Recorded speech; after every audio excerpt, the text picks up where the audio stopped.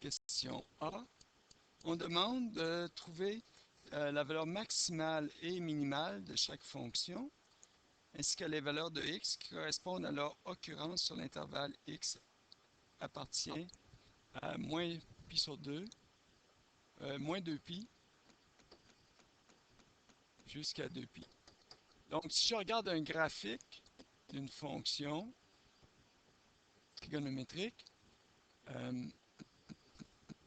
je vais avoir le graphique jusqu'à 2pi et ça doit commencer à moins 2pi.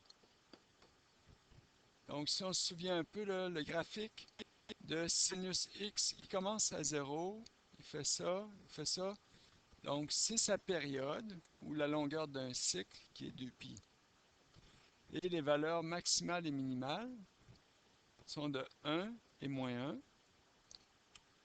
Donc, si je recommence à moins 2pi, donc c'est un cycle, mais du côté négatif, ça monte, ça descend, puis on revient. Donc, on a le même graphique qui se répète, le même dessin qui se répète. Donc, il y a des points qui sont maximum. La valeur est maximale ici.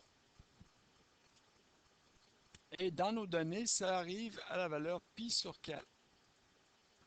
Excusez, pi sur 2. La valeur ici d'un demi-cycle, c'est pi.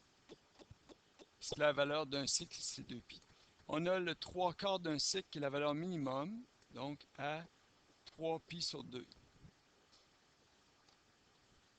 Du côté négatif, ici on est à moins pi sur 2, à moins pi, et à moins 3pi sur 2.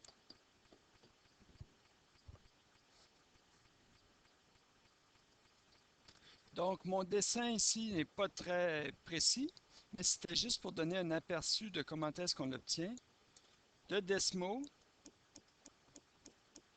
j'ai placé le schéma qui représente cette fonction de façon plus précise. Mais on retrouve les mêmes valeurs. Donc, de moins pi sur 2 jusqu'à pi sur 2. Les valeurs maximales qu'on retrouve ici et ici sont à moins 3 pi sur 2 en x et à pi sur 2 en x. Les valeurs minimales, ici et ici, donc sont à moins pi sur 2 en x et à 3 pi sur 2. Donc, si je viens de répondre à quel endroit se trouvent les valeurs maximales et minimales, et on demande aussi de trouver les valeurs maximales et minimales.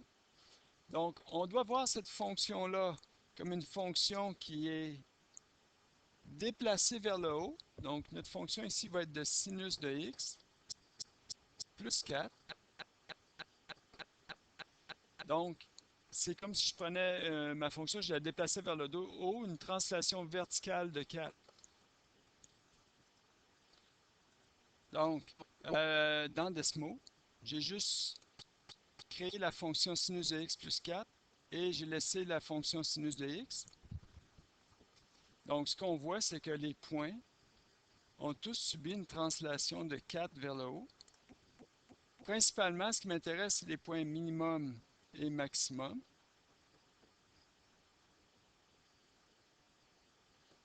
Donc, comme toute la fonction a monté, le minimum qui était à moins 1 se retrouve à 3 de chacun des minimums, et les maximums qui étaient à 1 dans ma fonction sinus de x, maintenant se retrouvent à plus 5.